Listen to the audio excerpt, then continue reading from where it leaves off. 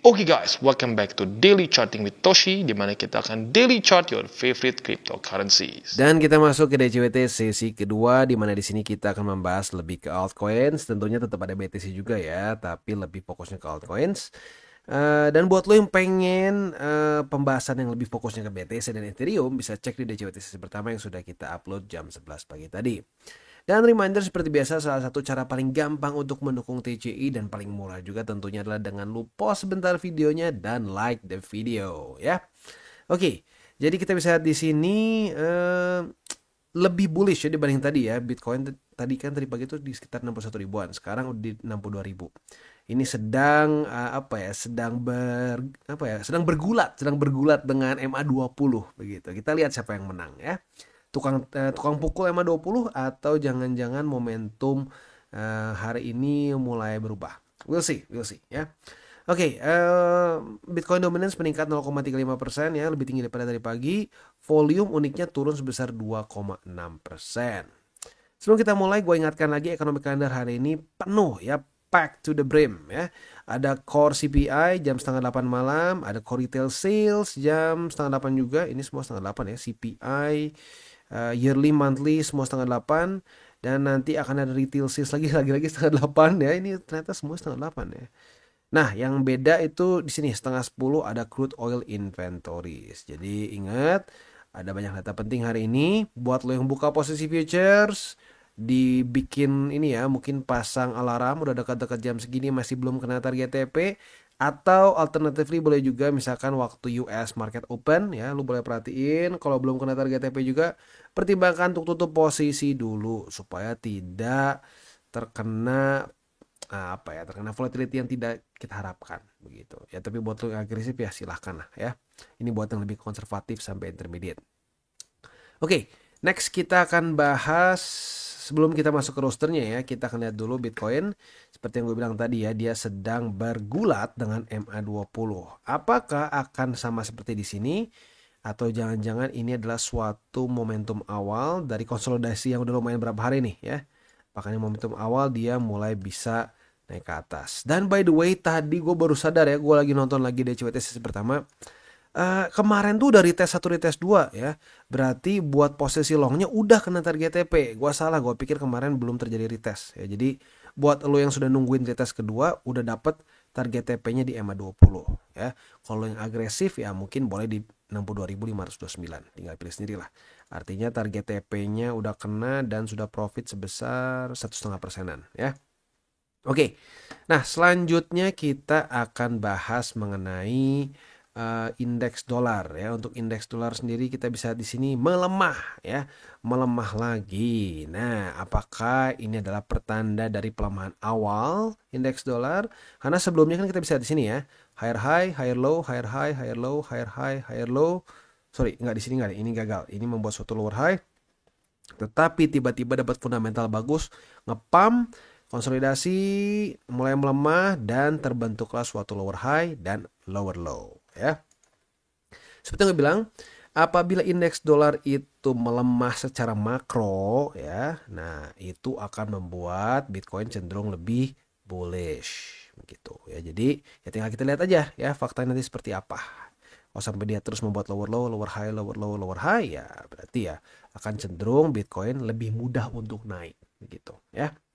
Oke, Bitcoin dominance kembali meningkat sepertinya ya. Yes, meningkat lagi. Dan seperti yang gue bilang ya, masa-masa QT itu masa-masa di mana indeks dolar akan cenderung menghajar. Bukan indeks dolar, tapi Bitcoin dominance akan cenderung menghajar altcoins begitu. Ya walaupun nggak semua ya, kayak contohnya ada beberapa yang kasus khusus seperti Solana, seperti PP, mungkin itu yang lagi paling high PP ya, dan beberapa lagi yang lain. Tetapi secara garis besarnya majority akan kalah ya, ke outperform oleh BTC gitu ya. Oke. Nah, selanjutnya kita akan masuk ke ini ya, masuk dulu ke rosternya. Kita akan umumkan dulu. Yang pertama ada Solana, ada Velo, ada Tia, XDC. Ini banyak banget yang request, tapi gue nggak tahu itu bot atau enggak sih ya. Kalau lu yang memang beneran request XDC, coba komen di bawah, buktikan lu bukan bot begitu ya, karena banyak banget nih ya. Jadi kita akan masukkan. Dan yang terakhir adalah Render. Nah, tapi sebelum kita masuk, seperti biasa, gue akan disclaimer dulu bahwa semua konten DTCI bukanlah financial advice. Ini semua bentuknya adalah edukasi. Dan untuk para newbie, sekali lagi gue ingatkan, jangan deterministik. Gitu ya, hindari kata-kata pasti, tidak mungkin, dan seterusnya. Di dalam market, jauh lebih baik kita semuanya dalam sudut pandang atau dalam pakai kacamata probably. Ya, probably.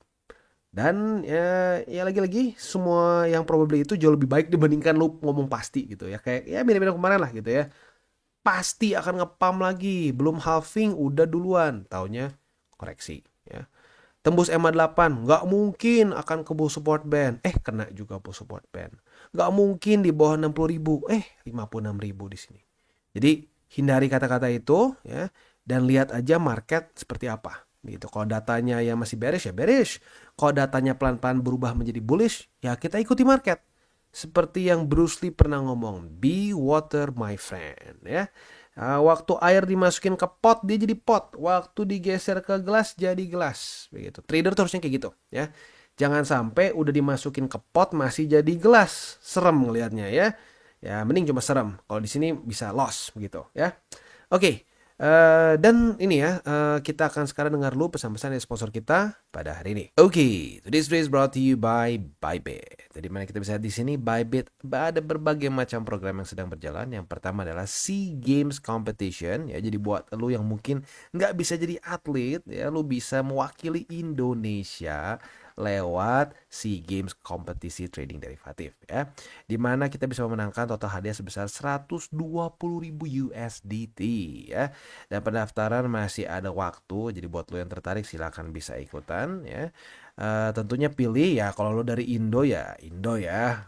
Dan kalau kita di sini Indonesia memang paling banyak juga di sini. Jadi memang Bybit nih kayaknya di ASEAN ini mungkin yang paling populer itu di Indo ya. Orang Indo paling suka pakai Bybit kayaknya ya. Nah, selanjutnya kita bisa di sini juga ada Launchpad ya. Nah, asik banget nih Launchpad ya. Launchpad ini sedang dalam masa snapshot, lebih tepatnya tanggal 10 ya. Tanggal 10 akan dalam masa-masa snapshot. Jadi buat lo yang mau ikutan pastikan ya ada minimal 100 USDT buat yang sistem lottery atau 50 MNT kalau mau ikut yang jalur subscription ya. Nah, ini keren banget ya. Jadi lu bisa dibilang kalau lo pakai USDT ini literally nggak ada resiko sama sekali. Jadi buat lo yang tertarik untuk ya bisa mengikuti Launchpad ya tinggal ikutan saja di sini ya. Yang pakai lotre tapi kalau memang sudah punya MNT itu salah besar kalau lo nggak ikutan karena lagi-lagi ini tinggal tinggal kita subscribe aja dan nanti distribution tinggal kita tunggu naik. Ya, ini untuk yang Launchpad-nya. Untuk launch pool juga bersamaan sudah dimulai ongoing nih ya, yaitu mode. Nah, di sini kita ada mode pool ya, di mana kita stake mode dan earn mode. Bisa juga kita ada MNT pool ya, dan juga ada USDT pool. Kalau kita di sini yang paling besar tuh USDT pool. Lagi-lagi ya, ini gila sih. Biasanya. Kalau di exchange lain itu bukan pakai USDT pool, biasanya mereka ada stablecoin mereka sendiri. Tetapi yang keren dari Bybit ini pakai USDT. Jadi siapapun bisa ikutan ya, keren banget. Jadi buat lo yang pengen ikutan silakan sekali lagi ya, bisa langsung yang launch pool bisa, mau ikutan yang launchpad juga bisa. Ya, jadi kalau mau dua-duanya apalagi itu bisa extra profit ya. Jadi kurang lebih seperti itu gambarannya. Untuk si mode ini sendiri kalau lu pengen pelajari lebih dalam silahkan bisa di sini. Tapi intinya for now untuk launch pool ini sudah bisa kita ikuti, sudah bisa partisipasi langsung, tinggal pilih mau pakai pool yang mana. Untuk launchpad kita dalam masa-masa snapshot dan ya tinggal kita tunggu aja waktunya ya. Jadi kurang lebih seperti itu. Buat lo yang belum punya akun di Bybit, pertimbangkan untuk menggunakan link referral kita di bawah. Oke, dan sekarang kita masuk ke Solana. Dan untuk Solana kita bisa lihat di sini ya, kondisinya itu dia breakdown ya, tetapi posisi short kita sudah profit ya. Kita bisa lihat di sini retest 1, retest 2 di 148,8. Kita sudah dapat posisi shortnya dan kita sudah profit sebesar 2,75% buat yang target TP-nya di ini ya, di 100 berapa nih? Wah ya daerah sini lah pokoknya struktur ya, ketutup nih ya. 144,33 ya. Nah, buat yang di EMA 20 target TP-nya lu profit ya 4% lah kurang lebih ya. Itu untuk posisi shortnya. Untuk posisi longnya sayangnya kena cut loss ya karena tembus sedikit. Jadi ya buat lo yang untung short cut loss di long ya masih profit lah ya. Oke, untuk posisi spotnya ini Bali Met 1 tembus, 2 tembus, tinggal tersisa ketiga di angka 133,8. Itu untuk posisi spot di Solana. Untuk posisi di Velo ya, untuk Velo ini kita bisa lihat wah, terakhir charting udah lama banget di sini ya. Jadi strukturnya harus kita update ya. Di sini ada resisten, di sini ada support ya. Di sini ada support dan arguably ini juga support sih, tapi tipis lah ya. Oke, jadi untuk sekarang buy limit pertama tembus. Buy limit kedua di 0,0186 dan buy limit ketiga di EMA 50 di angka 0,01610. Itu untuk posisi spot di Velo ya. Untuk posisi futuresnya retest pertama sudah terjadi di EMA 20 sebagai resisten. Kita lihat sampai besok pagi kalau daily close dari Solana lagi Velo Solana ya. Kalau Velo daily close-nya di bawah dari EMA 20, kita bisa limit posisi short. Retest kedua otomatis kebuka posisi shortnya dan target TP kita di angka 0,01860. Itu untuk posisi short di Velo. Untuk posisi longnya tinggal kita balik saja logikanya. Retest 1, retest 2 di 0,01860 ya. Kita bisa buka posisi long dengan target TP di MA20. Next kita masuk ke TIA ya. Untuk TIA ini waduh ya, ngedropnya lumayan juga. Jadi untuk secara struktur sih ya kemarin di sini kan support ya, tapi jebol. Jebol di sini, baru lagi jebolnya kemarin ya. Sempat di retest sekali terus jebol. Struktur selanjutnya ada di sini sih. Ini tadinya resisten daerah sini ya. Oke, daerah sini. Sip. Jadi untuk sekarang coba cek benar nggak? Oke, pas ya. Untuk posisi spotnya TIA bisa dipertimbangkan ya di sini sih, di 7,16. Terus nextnya mungkin lebih dalamnya di sini gitu. Tapi ntar dulu deh ya. Jadi untuk sekarang untuk posisi spotnya tinggal tersisa di 7,16 aja. Posisi futuresnya apabila terjadi retest 1, retest 2 di 8,79, kita bisa buka posisi short dengan target TP di 7,16. Sebenarnya kalau udah cukup banyak request kemarin, sebenarnya di sini ada setup nih. Retest 1, retest 2 akhirnya kena juga struktur begitu. Atau kalau lebih konservatif kemungkinan besar di sini. Dua-duanya udah kena sih sebenarnya ya. Nah, ini dia. Ini salah satu yang normalnya banyaknya begini ya. Kayak 80% sampai 90% altcoins tuh begini. Ya, waktu Bitcoin drop, dia akan signifikan lebih drop. Nah, kebanyakan orang berpikir semua altcoins tuh kayak PP, kayak Solana yang cenderung nahan gitu. Atau mungkin lebih tepatnya BNB juga masuk tuh yang nahan ya. Tapi faktanya normanya seperti ini gitu. BTC drop 10%, ini bisa 20, 30 bahkan 40%. Ya contoh aja kayak Manta ya. Manta udah minus 60, sekarang mungkin udah lebih dalam lagi. Begitu. Jadi ya itu dia makanya kenapa Bitcoin dominance masih cenderung terus meningkat ya. Tapi ya kalau beberapa di cherry pick ya pasti akan ada yang outperform juga karena market jarang banget lah super uniform, pasti ada perbedaan sedikit-sedikit ya. Nggak ada yang namanya win rate 100%, statistik 100% tuh nggak ada lah. Ujung-ujungnya 90 something aja tuh the best you can get ya. Nah, selanjutnya untuk XDC. Ini lagi-lagi nih, gue penasaran XDC banyak banget yang request. Tapi cuma XDC aja gitu ya. Nggak ada kayak apa, basa-basi lagi. Nah, gue penasaran itu robot atau bukan ya. Kalau bukan robot, coba komen di bawah nih. Siapa aja yang minta XDC gitu ya. Nah, untuk XDC, jujur ini pertama kali gue charting. Dan untuk sekarang ya berarti otomatis belum ada pembahasan struktur sama sekali ya. Jadi yang paling dekat dulu aja deh. Struktur paling dekat tuh di sini. Di angka sebentar, yes di sini di 0,0346 ya. Nah jadi ya untuk kalau lo pengen akumulasi ya mungkin terdekat di situ struktur paling baru begitu ya. Nah tapi lagi-lagi kalau lo pertimbangkan dia price actionnya udah seperti ini, dia sempat drop sampai berapa persen nih ya, kasar aja ya, ini udah 63% yang mirip-mirip kayak Manta. Nah, kalau udah dropnya dalam kayak gitu, ada resiko catching a falling knife. Karena lo lihat di sini EMA20 kuat banget ya. Jadi resisten yang udah super kuat, sempat tembus dikit di sini tapi turun lagi. Jadi Kalau lu mau skip spot, ya boleh-boleh aja sih, karena secara trennya kelihatan masih sangat bearish gitu ya. Nah, untuk posisi futuresnya gimana? Untuk posisi futuresnya kita bisa lihat di sini sebenarnya EMA 20 nanggung nih ya. Sempat jebol, nggak. Ya, kita lihat besok deh. Kalau besok pagi daily close dari XDC masih di bawah dari EMA 20, kita bisa limit posisi short di EMA 20 dan target TP kita ya bisa di 0,03462. Ya, itu untuk posisi short di XDC. Untuk posisi longnya tinggal kita balik saja logikanya. Retest 1, retest 2 di 0,03462. Kita bisa buka posisi long dengan target TP di MA 20. Tapi sekali lagi untuk XDC ini secara tren ya, trendingnya cenderung bearish begitu, jadi otomatis posisi long dan untuk akumulasi spot gitu ya for now sedikit bikin kurang kurang confident gitu kalau gua ngelihatnya ya. Jadi kalau lu mau skip jangka panjang ya boleh deh, karena sekarang ini mirip-mirip kayak Manta gitu loh, kesannya kayak udah breakdown banget gitu. Nah kalau udah breakdown banget ya itu sering kayak terjadi catching a falling knife ya. Nah, next kita masuk ke render. Untuk render, wow, dia ngedam 10,83% ya. Dan ya sesuai dengan pembahasan kemarin sih ya, gue bilang at some point ini kayaknya akan ada koreksi. Tapi gue nggak nyangka sehari 10% juga sih. Gue pikir pelan-pelan gitu ya, pelan-pelan. Ternyata langsung nggak dicicil-cicil, langsung dihajar sehari minus 10% ya. Karena ya kalau lo lihat sekarang secara weeknya banyak week ke atas, artinya banyak buyers yang kehajar begitu.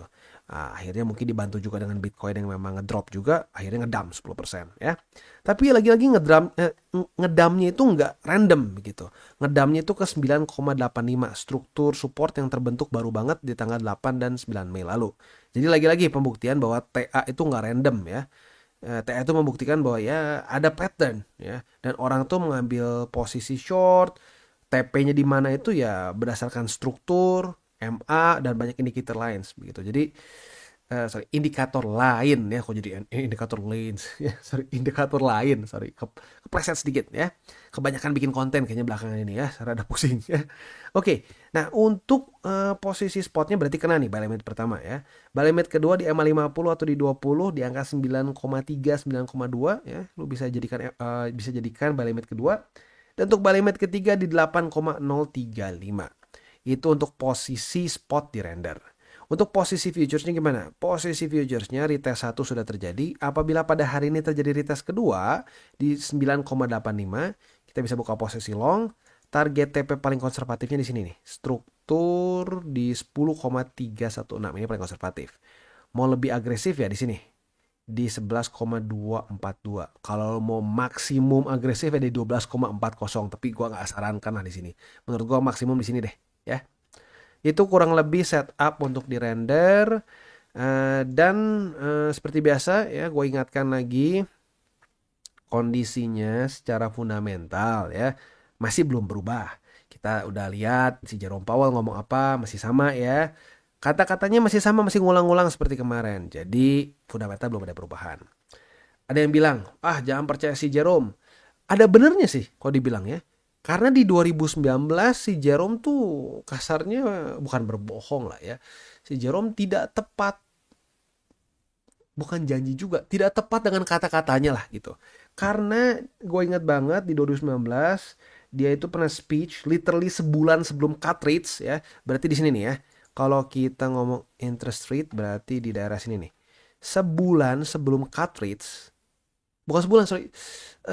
Sebulan atau seminggu ya, gue lupa lah pokoknya. Dekat banget di daerah sini nih. Dia bilang, kita tidak akan menurunkan interest rate sampai 2020. Tiba-tiba, surprise! Langsung turun. Ya. Langsung turun bulan depannya. Jadi, ya udahnya ya turun ya lu kerasa sendiri lah. Buat lu yang pernah merasakan di cycle ini ya ingat ya roller coasternya, mualnya begitu ya. Nah jadi kalau ada yang bilang jangan percaya si Jerome, benar juga sih. At the end of the day yang harus lu perhatiin lebih lagi adalah bukan ucapannya, tindakannya. Kalau sampai tiba-tiba ada penurunan interest rate, nah itu yang akan mengguncang market begitu ya. Nah sekali lagi kalau lu pengen Bitcoin cenderung menguat ya, atau kripto cenderung lanjut lagi rally, kita tentunya lebih perlu soft landing gitu. Soft landing itu seperti apa? Jadi tidak terjadi krisis atau resesi di US. Kalau sampai terjadi krisis maupun resesi di US, walaupun interest rate-nya turun, yang secara teorinya akan membuat liquidity lebih besar dan membuat kripto lebih makmur, tapi karena resesi atau krisis, ya sekarang logikanya gini, kalau lu pilih nih, lu habis dipecat, ya, lu duit yang nggak banyak-banyak amat ya, habis dipecat pusing ya. Nah, kemungkinan besarnya lu akan menjual BTC lu atau mikirin mau makan apa besok. Nah, kemungkinan besar mikir besok mau makan apa kan. Nah, itu menyebabkan kenapa risk on asset bukan cuma kripto ya, lu cek juga saham. Waktu terjadi krisis akan terjun begitu. Nah, jadi bisa nggak nih soft landing? Kalau the Fed berhasil soft landing, nah disitulah kemungkinan Bitcoin untuk lanjut tanpa ngedam dulu itu semakin besar. Tapi kalau lu berharap resesi BTC bertahan, secara data berkata kebalikannya gitu ya. Dan tentunya BTC juga akan mempengaruhi semua altcoins lain karena suka nggak suka liquidity utama dari kripto ada di BTC. Kalau BTC-nya anjlok, liquidity yang lain pun akan berantakan lama-lama begitu ya. Nggak akan ada yang kuat. Bahkan sampai kayak PP pun yang kesannya sekarang sangat perkasa, kalau BTC ngedam seperti di sini, which is banyak orang yang nggak tahu, ini ngedamnya itu sampai 70% loh ya. Ya anggaplah ini kan kena COVID. Oke lah anggap sini. Ini 50% gitu. Ini belum zaman semuanya kacau gara-gara COVID gitu. Tapi ini bisa sampai 50%. Nah, kalau sampai udah koreksi segini dalam, PP pun menurut gua akan kebanting gitu karena source of liquidity-nya hilang gitu ya. Oke, jadi kurang lebih seperti itu gambarannya. Seperti biasa gue ingatkan 3 golden rules, jangan pakai uang panas, jangan over leverage, dan berpikirlah jangka panjang untuk kripto. Oke guys, jadi itu adalah akhir dari segmen DCWT kita pada hari ini. Dan jangan lupa bagi kalian yang merasakan manfaat dari segmen ini, jangan lupa untuk share ke teman-teman kalian. Dan apabila lu pengen mensupport channel kita, ya TCI, jangan lupa untuk menggunakan link referral kita di bawah. Nggak wajib ya, tetapi apabila lu menggunakan link referral kita di bawah, ada macam-macam ya, dari Bybit, Huobi, Maxi, toko kripto, dan banyak lagi ya. Ya, walaupun nggak wajib, tapi kalau menggunakan link referral kita, lu secara langsung membantu perkembangan dari TCI. Dan satu lagi, jangan lupa juga untuk join Telegram group kita, di mana kita bisa ngobrol-ngobrol santai mengenai dunia cryptocurrency secara 2 arah. So, jangan lupa untuk like, subscribe, click the bell icon, and see you on the next video.